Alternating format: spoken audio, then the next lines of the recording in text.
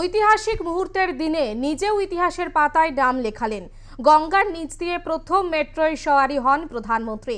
Esplanade থেকে প্রায় 500 school ছাত্রছাত্রীদের সঙ্গে মেট্রো সফর করেন তিনি। তাদের সঙ্গে গল্প করতে দেখা যায় প্রধানমন্ত্রীকে। পড়ুয়াদের জন্য মেট্রোর তরফে বিশেষ স্মারকের ব্যবস্থা করা হয়। প্রধানমন্ত্রীকে এভাবে কাছে পেয়ে আপ্লুত পড়ুয়ারাও। 1984 সালের 24 অক্টোবর কলকাতার বুকেই দেশের প্রথম মেট্রোর সূচনা হয়েছিল। গঙ্গার ওপরে জলস্তর থেকে 33 মিটার নিচে তৈরি হয়েছে ইস্ট ওয়েস্ট মেট্রোর জোড়া সুড়ঙ্গ।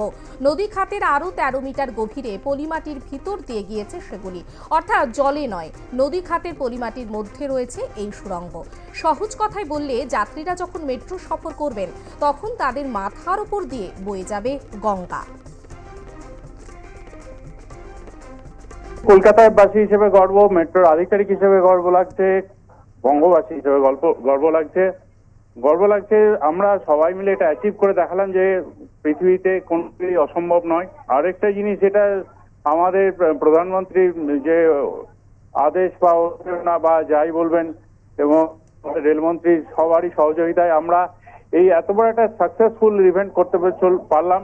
এবং আজকে কলকাতায় একটা ট্রান্সপোর্ট সিস্টেমের যুগান্তকারী দিন। কেননা আজকে আপনার মাঝেরহাটে যে সেকশনটা জোকা থেকে তারাতলা ছিল, সেটা মাঝেরহাট পর্যন্ত খুলে গেল।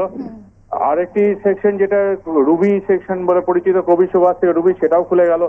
আর হাওড়া স্টেশন থেকে হাওড়া ময়দান, এসপ্ল্যানেড, এই সেকশনটাও আজকে আমাদের খুলে গেল।